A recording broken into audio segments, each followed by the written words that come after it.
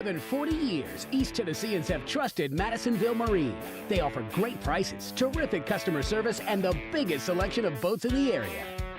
Boats like the G3 Sportsman, featuring sturdy construction and superior features. These perfect fishing boats were designed with wide deck space, plenty of storage, and a smart layout. And they also deliver more fun per gallon than anything else on the water. See for yourself at Madisonville Marine. There's no better place to buy a boat.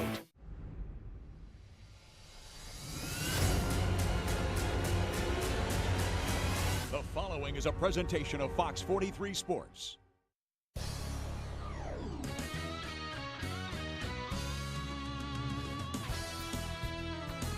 You are watching the Sports Source Kickoff with John Pennington, presented by Madisonville Marine.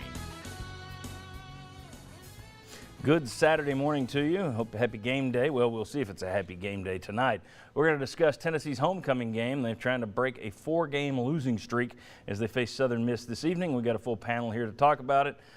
Let's get right into today's show. This right here, this segment brought to you by the folks who bring you the whole darn show, Madisonville Marine. Colder weather is coming.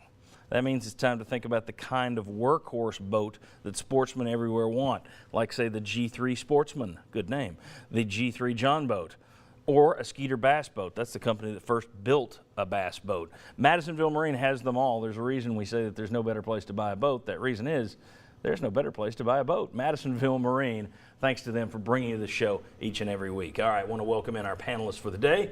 We have from WNML, Jimmy Himes right here. We have VFL, Lamarcus Thompson. VFL, David Ligon joins us today. And down there from SECCountry.com, we have Mike Griffith. Gentlemen, it has been a loud, noisy, strange week on Rocky Top. A lot of it started last Sunday.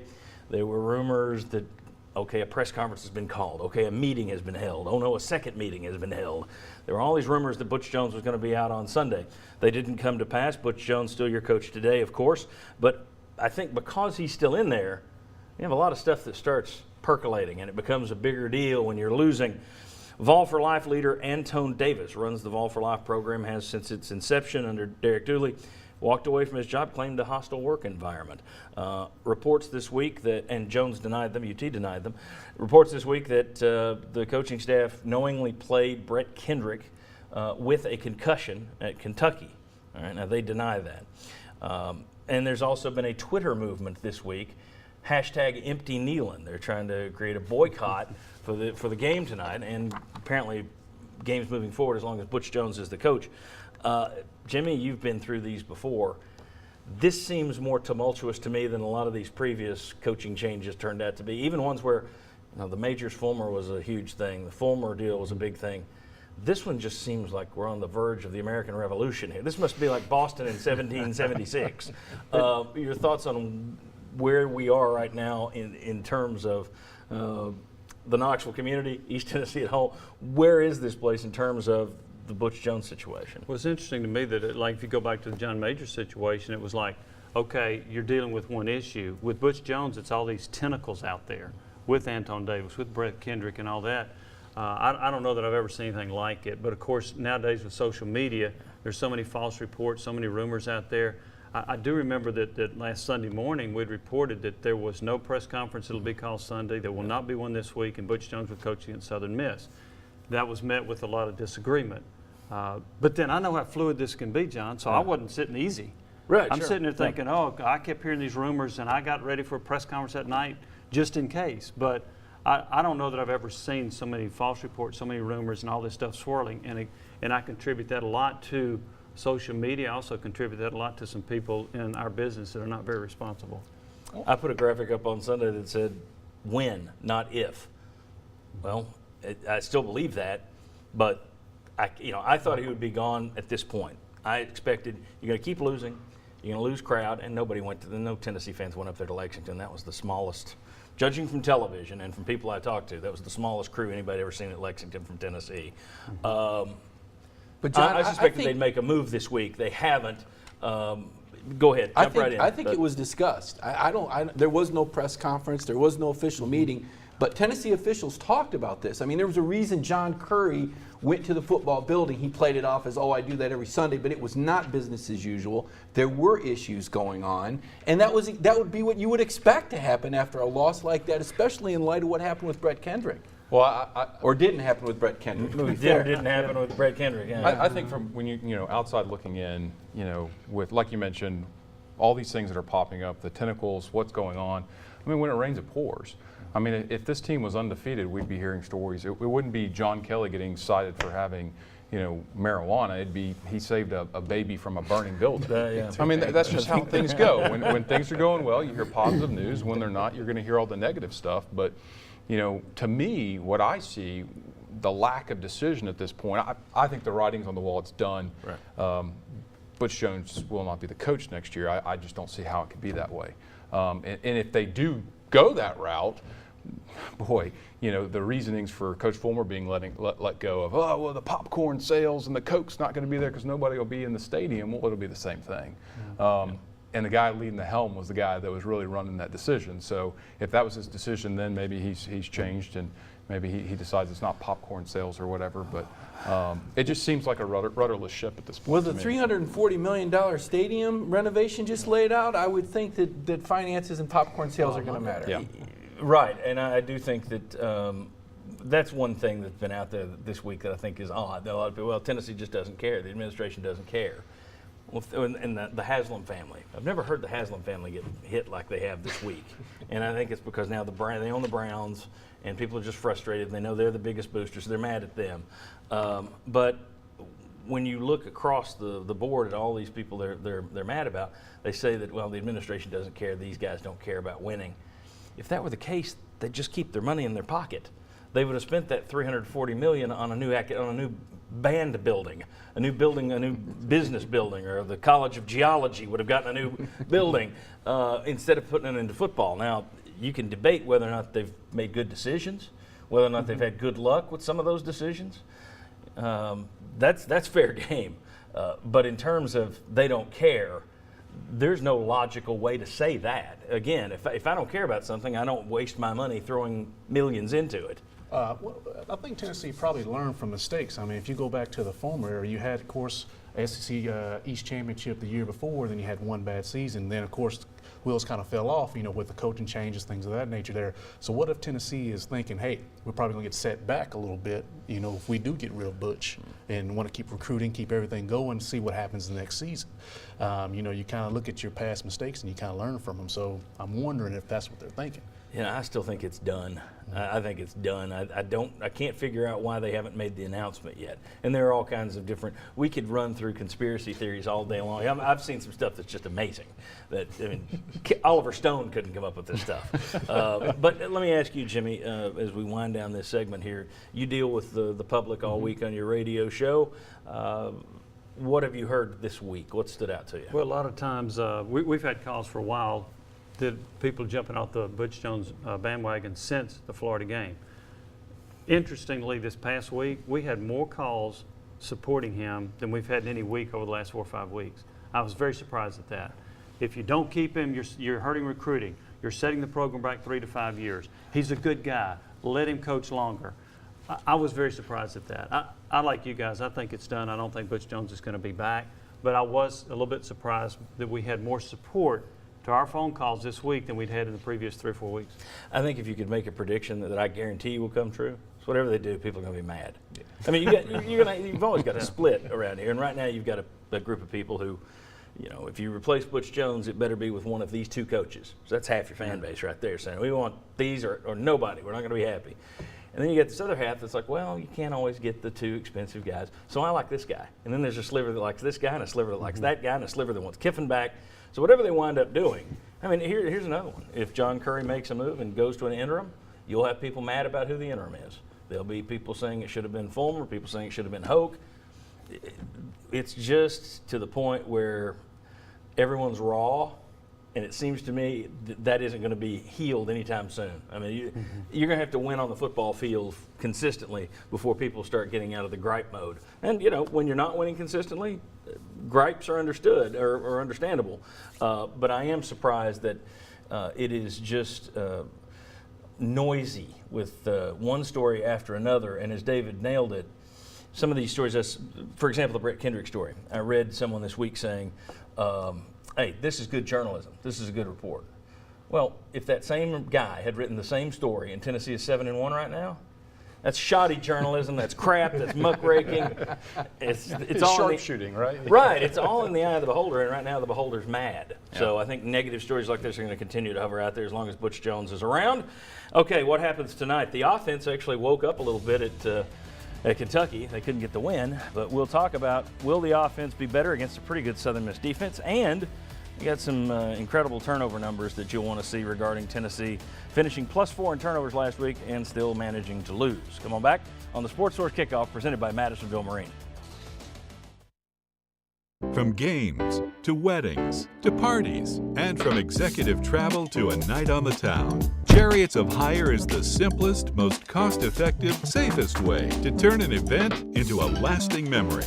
Their dozens of vehicles allow you to select the perfect ride for your need, and their superior service guarantees you'll arrive in style. More options, more drivers, more experience. If it's worth doing, it's worth doing right. Chariots of Hire. For more than 40 years, East Tennesseans have trusted Madisonville Marine. They offer great prices, terrific customer service, and the biggest selection of boats in the area. Boats like G3 John boats, built Gator tough. G3 Johns include all the features you could want from a workhorse boat. Massive live well capacity, lockable storage, even a midship fuel tank that allows for smoother running. See for yourself at Madisonville Marine. There's no better place to buy a boat. Come experience the Lexus life at Lexus of Knoxville, a level of service and satisfaction that goes above and beyond the everyday. We're a consecutive 5-time Elite of Lexus Award winner and rated 4.7 out of 5 stars for customer satisfaction according to Google. Lexus of Knoxville offers a limited lifetime powertrain warranty on all new and select pre-owned vehicles with unlimited miles. Enjoy express service, extended service hours with courtesy vehicles, and much more. Come experience the Lexus life at lexusoфknoxville.com. Have you been hurt in a car wreck? Bill Hodson Associates, the car wreck attorneys, have helped thousands of people all over Knoxville and East Tennessee. From downtown to the duck pond, Broadway has about 30 traffic lights. In our 30 years, we've helped people hurt at most of these intersections, and we're ready to help you right now. Experience you can trust. Bill Hodson Associates. When it comes to your business, no one provides better security and life safety systems than Safety Systems. Protect your employees, your products, and your records with a single phone call. Professional technicians ready to design, install, and monitor your cutting-edge fire and security systems. Electric locks and surveillance cameras. Emergency and after-hours response and repairs. Trust Safety Systems, East Tennessee's leader in security and life safety systems. And welcome back into the Sports Source Kickoff presented by Madisonville Marine. This segment brought to you by Chariots of Hire. Let's say you want to make a great first impression. Or maybe you want your 100th date with your significant other to be a special occasion. Or maybe there are 4 of you or 6 of you, couples, that are wanting to make a concert into a night to remember. Chariots of Hire, those are the guys that can do it. They've been doing it for decades here in East Tennessee. Their prices are fantastic. Yes, they've got the motor coaches and everything if you want to do the bus trip to out of town. But if you're looking for a night on the town, they've got sedans, SUVs, and it's first class, safe driving. It's really good. If you're going to do something, do it right. Chariots of Hire. All right. Tennessee offense, hey, they scored a couple touchdowns last week. They ran the ball better. They threw the ball a little better than they had been. But it was hardly a breakthrough performance as evidenced by, let's go to the turnover stat here if we could. All right, I went back the last 2 years. This is a season and a half, SEC games only. Teams that were +1 in turnover margin are just 23-19. So 1 turnover doesn't make that big of a difference. If you're +2, you're 11-3 in SEC games. If you're +3, 7-0. +4, now you're 4-1, and the only one being Tennessee last week in their loss to Kentucky. And if you want to add that up, so +1, you're 23-19. +2 or more, 23-4. So you better not wind up -2 in this league, or else you're whipped, unless you're Kentucky last week against Tennessee. So the offense did show some improvement, but obviously not well enough to win the game. And then we look at Southern Miss and their defense. If we've got that graphic, there we go. They rank top 50 in the nation in points per game allowed, passing yards per game allowed, rushing yards per game allowed, total yards per game allowed, third down conversions allowed at 33%. Granted, they play in Conference USA. They're 5-3 in that league, lost to UAB somehow last week, but they played Kentucky well to start the season, held them to 78 yards rushing when Tennessee allowed them 289 yards rushing. Thoughts on what you're going to get from the offense? I think it's going to be tough for the offense because the offensive line's so decimated. You're going to probably start 2 people who hadn't even played this year, one that hadn't played and one hadn't played much. So that's going to make it tough. The other thing is Tennessee's got to do better in the red zone. They've had 6 red zone appearances. They got 2 touchdowns and 4 field goals. They settled too much in that regard. I thought that hurt. While the offense did get 445 yards, they've got to do better in the red zone. There we go. That's what you were talking about. It took forever to get it up there. Left tackle Trey Smith finally moving to the tackle spot where a lot of people think he maybe should have played all year. Jashawn Robertson's at guard. Coleman Thomas back in at center. Ryan Johnson moves to right guard, and then there's Devontae Brooks at right tackle, who, as Jimmy mentioned, he hasn't played since high school. There was one critical thing that got solved against Kentucky, and it happened after the 3rd consecutive road game where Tennessee was at the opponent's 1-yard line and they went shotgun. They had yet another pre-snap penalty. It happened at Florida, it happened at Alabama, and it happened against Kentucky in the first half before Tennessee finally put the quarterback under center. And what happened? Immediately, we saw 2 rushing touchdowns from the freshman running back. I mean, it was the most simple adjustment, and we asked Larry Scott about it. Are we going to see that again? He said, you're going to see that a lot. It took Butch Jones the last 2 years of woes inside the 5-yard line to come off of that stubborn approach of putting that shotgun in at the 1-yard line. I know it works in the NFL, John. There's a lot of examples. A lot of colleges do it. Alabama did it in 3 of their 4 first inside the 5 plays against Tennessee. But I think it's worth noting when you're on the road, in a road environment, that close to the fan base, that much noise,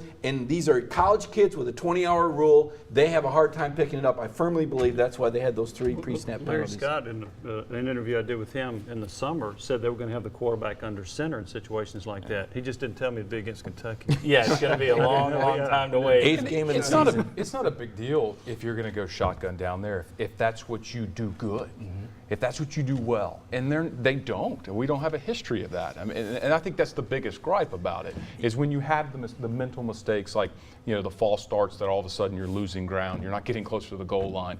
Change it up. Can that be fixed, David? I mean, where should the blame? I mean, is this something that good offensive linemen don't jump, or is this something that could be practiced better? I mean, where does the blame go for pre-snap penalties? Well, normally I'd say it's on the lineman. It's a mental discipline type thing, and you don't work on that in fall camp or during the week. You work on it in the off season. We used to, when we were running 110s. It was all about the discipline of running through the line, not stopping at the line, getting you as tired as you can be. We weren't training to be physically in shape. We were already in shape.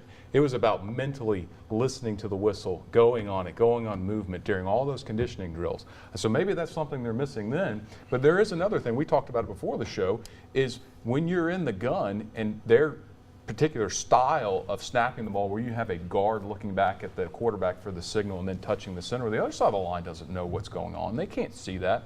When I played, we had something called a bob where the center's looking between his legs for that visual cue, and then he comes to the top. When the head gets to the stop, everybody on the line can see that. You know at that point, 1,001, the ball's going to be snapped. The defense doesn't necessarily know that. It's not as good as an audible snap count down there. That's your competitive advantage. You know the snap count. The defense doesn't. You take that away in the style that we do here now. I want to quickly turn it and flip it. We talk more offense because, let's face it, if you don't score points, there's no way you can win. So we'll more on offense than on defense right now. But I'll switch it to defense quickly for LaMarcus. As a former linebacker yourself, the defense had been playing better early against Alabama. They played well. They fought against Georgia. They showed some fight. Against Kentucky, and then no team plays the same way every week. But against Kentucky, if your defense had played better, you got enough out of your offense, you probably would have won the football game. But your defense went backwards, giving up 289 yards rushing to Kentucky.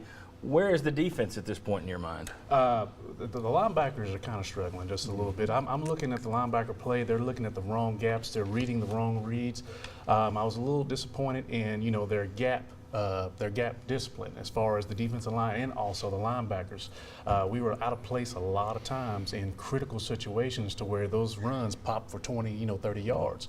And at the end of the game, you had a couple big losses on that blanket penalty, which I think is the absolute most ridiculous call in the world. You lost, Gaulden, and you also lost Batuli, which are arguably two of your best losses. That's your best or defenders. your two best. So I mean, you never know what type of play that could have brought on the last couple drives of the game. There, that could have been a stop when we win the game. So I mean, it's just a lot of combination of factors that put into that defense kind of struggling toward in the Kentucky game. So. Okay, good job, guys. When we come back, what impact will this empty kneeling movement have? What do we expect in terms of crowd today? And then also, we'll talk about who wins this thing. I picked Tennessee back on Sunday. I'm wavering a little bit. We'll see who everybody goes with. Well, I haven't done it yet. We'll see. Come on back. When it comes to your home, no one provides better security and audio-video systems than Safety Systems. Control everything using your tablet or smartphone, whether it's a hidden TV or the temperature in your home. Lighting, doors that open and close, lock and unlock, cameras that allow you to watch your home from wherever you may be, all at the touch of a button. Trust Safety Systems, East Tennessee's leader in security and audio-video systems. For more than 40 years, East Tennesseans have trusted Madisonville Marine. They offer great prices, terrific customer service, and the biggest selection of boats in the area. Boats like Suncatcher pontoons, ultra luxurious, sophisticated, and stylish. You won't find a more family-friendly pontoon boat. All with cutting-edge technology designed to enhance the quality of your time on the water. See for yourself at Madisonville Marine. There's no better place to buy a boat. Have you been hurt in a car wreck? Bill Hodson Associates, the car wreck attorneys, have helped thousands of people all over Knoxville and East Tennessee. Two of America's busiest interstate highways intersect in Knoxville. Interstate speed keeps traffic moving, but it can also result in terrible wrecks. We've helped a lot of people hurt in these wrecks, and we're ready to help you right now. Experience you can trust. Bill Hodson Associates. Come experience the Lexus life at Lexus of Knoxville, a level of service and satisfaction that goes above and beyond the everyday. We're a consecutive 5-time Elite of Lexus Award winner and rated 4.7 out of 5 stars for customer satisfaction according to Google. Lexus of Knoxville offers a limited lifetime powertrain warranty on all new and select pre-owned vehicles with unlimited miles. Enjoy express service, extended service hours with courtesy vehicles, and much more. Come experience the Lexus life at lexusofknoxville.com. From games to weddings to parties, and from executive travel to a night on the town, Chariots of Hire is the simplest, most cost-effective, safest way to turn an event into a lasting memory. Their dozens of vehicles allow you to select the perfect ride for your need, and their superior service guarantees you'll arrive in style. More options, more drivers, more experience. If it's worth doing, it's worth doing right. Chariots of Hire. Welcome back into the Sports Source Kickoff presented by Madisonville Marine. Easy for me to say. This segment brought to you by Lexus of Knoxville. Get ready for the holidays with the Lexus December to Remember sales event. ES350s, IS Turbos, NX Turbos. Get to Parkside Drive in Knoxville and check out the new and used inventory this week. And be sure to ask about the December to Remember sales event. Lexus of Knoxville. High quality cars, fantastic dealership. Get out there and check them out. Also, check us out tomorrow at 11 a.m. over on WATE6. And I want to say thanks again to Fox 43 and WATE6. The fact that we do 2 shows and we're able to promote back and forth on each station, that's pretty cool. Both those stations deserve a lot of credit. We appreciate it. You see the list of characters that will be on the show tomorrow, and I'll say this for about the 5th week in a row. It could be a big show if Tennessee loses tonight. Who knows? It could be announcing a change or not. That'll be tomorrow at 11 a.m. on WATE6. Thanks for always supporting us, by the way. Great ratings last week, which I can't say thanks enough. How much impact does empty kneeling have? Do you guys think? It's ridiculous. I mean, I'm just going to be honest with you. You go in, you support your team every week, no matter if they win, they lose. When you go and say, hey, I'm going to empty kneeling, nobody's going to show up at the stadium, what does that say as a fan base? You know, that do you care about your team? Do you support your team? I mean, I look at it as, hey, you took your own money, you bought a ticket, you have the right to do whatever you want with it.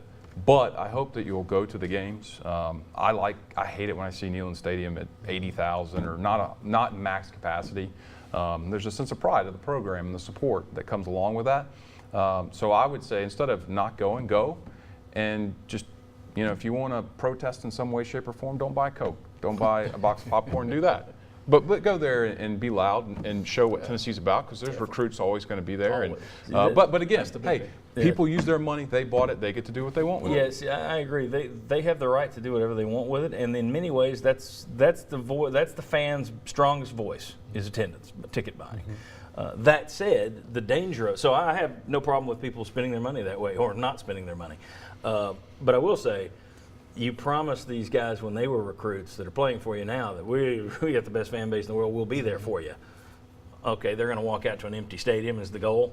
And then you do have recruits, and that doesn't help you recruit. Nope. So anyway, how much do you think it makes an impact? Well, I think it'll make a small impact. I do. And if you bought tickets and you don't want to go, that's fine. If that's your vote, that's your referendum to Butch Jones. I don't like an organized effort to do that. That's the part I really don't like. I think it's a bad look for Tennessee. It's a bad look for recruits. I think it could have some impact. I know at our radio station, we've told people, come by, bring your tickets, and we'd give them away, and about 35 or 40 have done so far. That's not a huge impact. Here's where you're going to see it all over the place Saturday when you're watching TV and other games. SEC Network's going to talk about hashtag empty Neyland all day, especially if it works. ESPN will talk about it. Game Day is going to talk about it. So, there's a group out there that feels that that's our best way to let it be known our feelings. And then there are other people who are like, well, we got to support the program. We got to help our recruiting. So I guess there's two ways to see it. If it were me and I'd bought tickets, they've already got your money. I wouldn't burn them. Yeah. So far nobody's done anything. Right. I mean, social media's made it where, I can protest by clicking a button on the internet and saying on Twitter this or saying on Facebook that. Has anybody actually done anything? Has actually made the effort to make signs, to spend time, to take days off? To me, this is another one of those wacky social media No, but phenomena. I think you've given them all the perfect blueprint now. Yeah. Well, everybody, no, I'm kidding. Sure, there's a self-fulfilling prophecy, though. The more people talk about it, we're talking about it on the show today, the day of the game. It's on the internet, it's on the radio. But my point is social media has made it easy for everybody to have an opinion and talk about solving the problems of the world in 3 seconds and pushing a button without actually getting off their butt and doing something. Let's put it this way. There are a lot of people saying they weren't going to go to the South Carolina game. And I do think people went over there in the last minute because that place, it filled up in the last 5 minutes pretty quick. I think people went over there and bought tickets for $2 from a scalper. Okay, but they were still there. It'll be interesting to see what the crowd is like tonight. Let me ask you guys this one quickly. As I said, I picked Tennessee. We all picked Tennessee on the Sunday show. Boy, I'm starting to waver. I just don't want to give myself an asterisk in the standings for changing. I'm not a wishy-washy guy like some I know. All right, who wins tonight? You still going with Tennessee? I'm going with Tennessee, but not by the margin I picked the other day. So that's still get an asterisk for that? Thing. No, you can. That's a plus sign now. Field goal. Field goal. Yeah, I think if Tennessee wins, it's going to be field goal or less. I think it's going to be tight. I'm definitely going to go with Tennessee. I think that Jarrett Garantano, he's starting to come into his own week by week, and I think he's going to definitely have a big showing. I'm staying with Tennessee as well. I'll stay with my score as well, so Tennessee by 7. Yeah. I'm going to go with Tennessee by 10. These running backs, the competition now, John Kelly, there's another guy, John Kelly, and he's pretty fast. A lot of competition in that backfield all of a sudden with Ty Chandler. We joked last Friday on your radio show. Well, Ty Chandler could do this. If he does it, all you're going to hear is, "Where's he been?" And that was immediately what you heard. And that's a good question. And does he just go back into the? Right. Is he now just another guy? I don't think they can do Kelly's that. Back? They got to use him. Well, they kind of did it with Schomburger last week. It's like, thanks for your good play at Alabama. Now we're going to put Justin Martin back out here. So I don't know that they'll stick with. How do you split carries? I mean, that's the thing. You can work him into the game plan without taking necessarily carries away from John Kelly. How long have we been saying on the show? Absolutely. Put two backs out there. We've been. They just don't listen to us. They don't listen to us on that one. All right. Here. Thanks to all these guys. Thanks to you for watching. We'll be right back here next Saturday at 10:30 a.m. for the Fox 43's Sports Source Kickoff, and then catch us tomorrow at 11. WATE 6 for the Sports Source. Thank you.